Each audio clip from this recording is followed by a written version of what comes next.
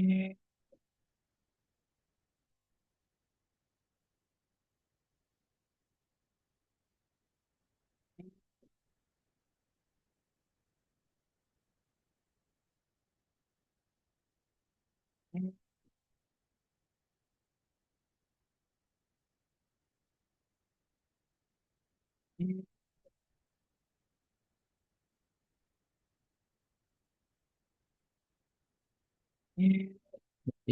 Assalamualaikum warahmatullahi wabarakatuh. Selamat sore. Perkenalkan, nama saya Taruna Rajasa Iriawan dengan ujung NIM 071 dari kelas TI Reguler L2 2023. Baik, pada kesempatan kali ini saya akan mempresentasikan tugas individu pertemuan ke-14 dan mata kuliah mesin learning dengan dosen pengampu yaitu Ibu Dian Palubi. Topik yang saya angkat adalah review paper tentang optimasi mesin learning di bidang pertanian dan perikanan. Saya telah mereview total ada 5 jurnal, yaitu ada yang nasional dan internasional juga, sesuai dengan kriteria dari tugas mesin learning ini sendiri. Akan membahas bagaimana algoritma mesin learning dioptimalkan untuk hasil yang lebih lebih baik gitu. Baik, di sini saya akan mempresentasikan sekilas dulu untuk 5 jurnal itu apa aja isinya. Yang pertama, jurnal ke-1 itu dari Febriani.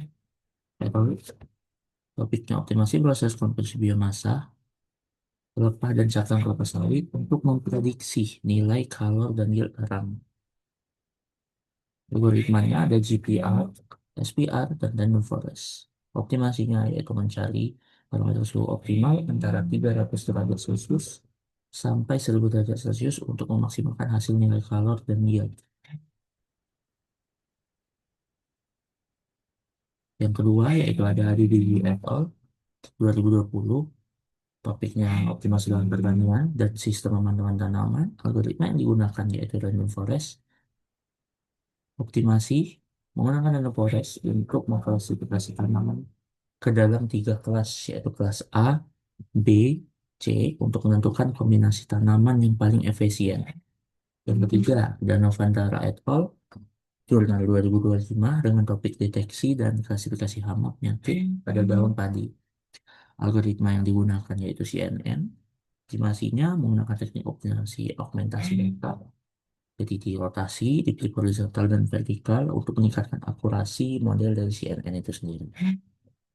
Yang keempat, ada Jongjaro Unsuk dan Tapar Kode, Jurnal 2025, prediksi parameter kualitas air pada budidaya ikan tilapia, tilapia atau ikan nila.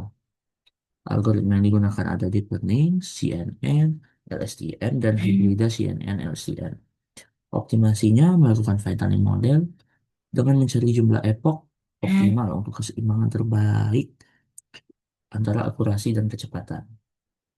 Selanjutnya untuk jurnal kelima dari Krishna Das dan Semi, topiknya adalah prediksi hasil panen padi menggunakan variabel lingkungan dan kimia.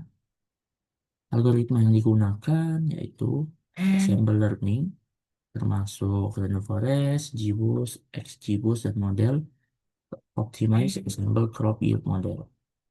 Optimasinya merancang model ensemble baru, melakukan hyperparameter learning, menggunakan Bayesian research.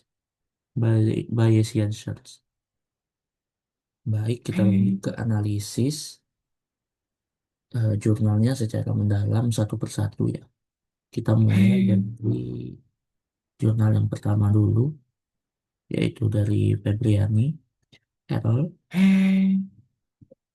Judulnya, topiknya yaitu optimasi biomasa.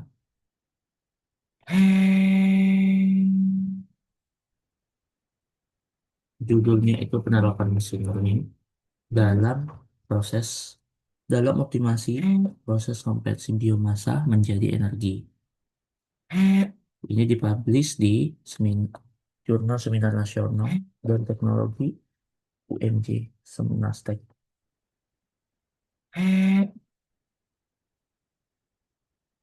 Di sini peneliti mengumumkan sebenarnya bukan untuk klasifikasi gambar, tapi untuk memprediksi nilai kalor dan yield arang dari kelapa sawit.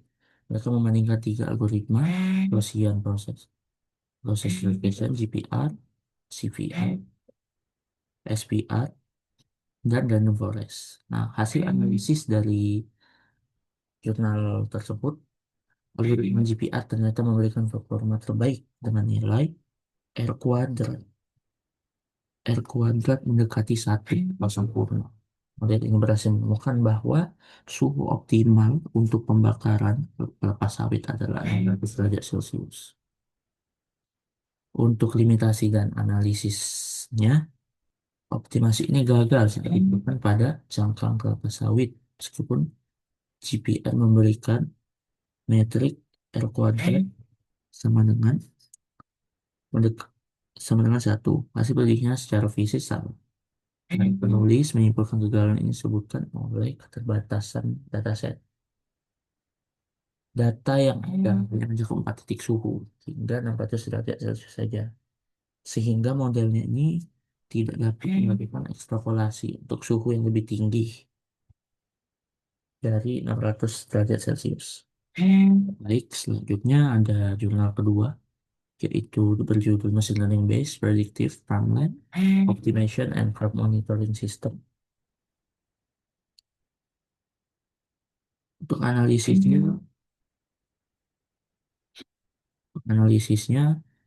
di jurnal ini, optimasinya unik. Mereka menggunakan algoritma random forest untuk mengklasifikasikan tanaman ke dalam 3 kelas, yaitu kelas A, kelas B, dan kelas C. Tujuannya adalah menentukan companion crops atau tanaman pendamping yang paling efisien. Hasil yang didapatkan dari analisis jurnal tersebut berupa aturan keputusan, itu tanaman kelas A dan B tidak boleh ditanam bersamaan. Tapi kelas B bisa digabung dengan A ataupun B. Keberhasilan model ini diukur dengan kemampuan menghasilkan rekomendasi praktis yang kemudian diimplementasikan dalam aplikasi seluler.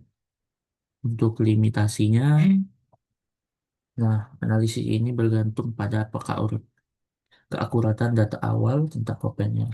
Model ini menyediakan optimasi tata letak statis dan tidak melakukan optimasi dinamis terhadap parameter modelnya. Baik, kemudian selanjutnya kita lanjut ke jurnal ketiga yang berjudul Deteksi Hama Penyakit Daun Padi dengan menggunakan teknik optimasi Deep Learning CNN. Untuk analisisnya, jurnal ini menerapkan optimasi pada data untuk melatih model CNN.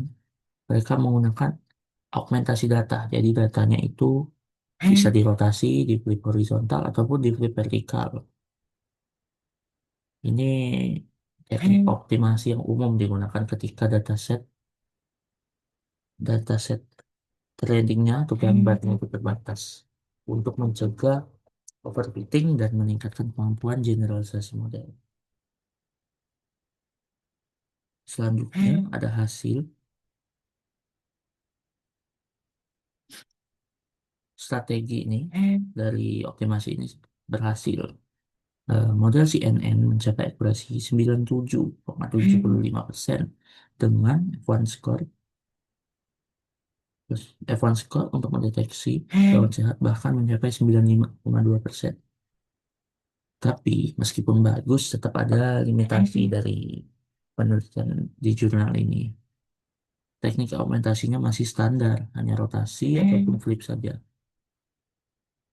Analisis saya menunjukkan ada kesulitan deteksi pada kelas hama hispa yang akurasinya itu agak tertinggal. Mungkin perlu augmentasi brightness atau kontras ke depannya.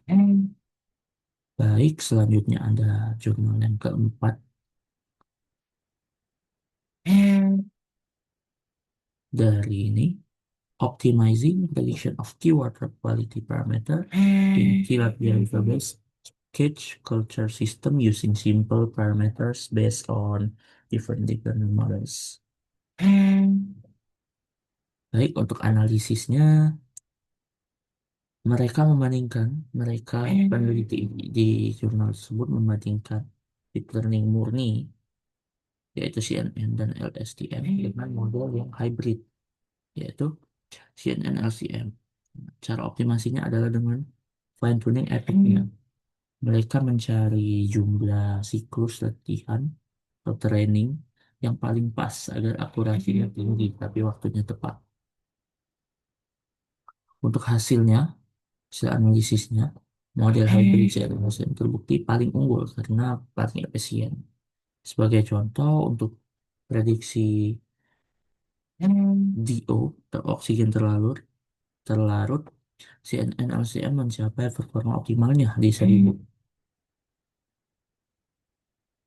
epoch dalam waktu proses 86 yang jauh lebih cepat dibanding CNN optimal di 3500 epoch dalam 998 detik, dan LSTM optimal di 3500 epoch dalam 264 detik. Nah, untuk limitasi utamanya itu adalah data diambil dari satu lokasi sungai spesifik. Nah, hanya satu sungai saja, jadi mungkin akurat jika diterapkan di sungai atau tambak lain dengan kondisi yang berbeda. Jadi datasetnya itu masih hanya spesifik ke satu sungai saja. Baik, terakhir ada jurnal kelima, yaitu Crop Yield Prediction with Environmental and Chemical Variables Using Optimized Ensemble Predictive Model in Machine Learning. Untuk analisisnya sendiri, mereka melakukan dua optimasi, yaitu pertama merancang arsitektur model baru bernama OGCYM atau Optimized Ensemble Crop Yield Model. Kedua, mereka melakukan hyperparameter tuning menggunakan metode Bayesian Search. Baik, untuk hasilnya bagus. Model OGCYM ini mencapai nilai R kuadrat sebesar 0,96, mengalahkan model populer seperti XGBoost 0,87 dan Nanoforest 0,83. Namun, model ini belum memperhitungkan faktor pertumbuhan tanaman. Jadi di penulis itu bilang bahwa dataset yang digunakan terbatas pada jenis tanaman tertentu, yaitu padi, dan wilayah spesifik yaitu di India.